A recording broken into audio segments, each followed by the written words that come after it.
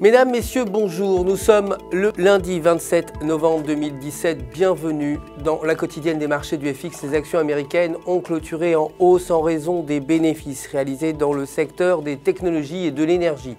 Le Dow Jones a progressé de 0,14%, le S&P 500 de 0,21% et le Nasdaq a également gagné 0,32%.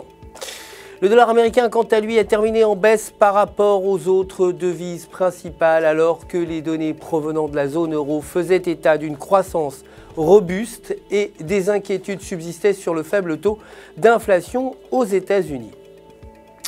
Aujourd'hui, les ventes de nouveaux logements sont prévues à 627 000 contre 667 000 précédemment.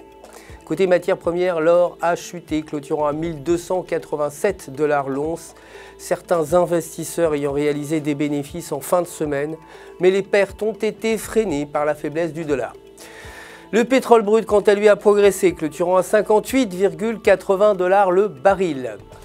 Côté devise, l'euro s'est apprécié face au dollar. Sur le graphique journalier, la paire euro-US dollar évolue juste en dessous de la bande supérieure des bandes de Bollinger. Le passage au-dessus de la bande devrait la pousser plus haut vers 1,2100. En revanche, le repli sous la bande médiane peut mener la paire vers la bande inférieure à 1,1600. La livre sterling, quant à elle, s'est appréciée face au dollar. Sur le graphique de 1 heure, la paire livre US dollar se situe au-dessus de la ligne de tendance haussière avec un RSI positif supérieur à 50.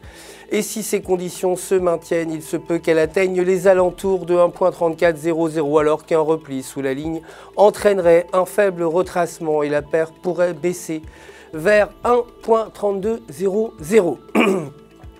Pour terminer, le dollar canadien est demeuré inchangé sur le graphique de 4 heures. La paire dollar canadien, dollar américain évolue au-dessus de la ligne de support à 1,2660 avec un indicateur momentum positif légèrement supérieur à 0.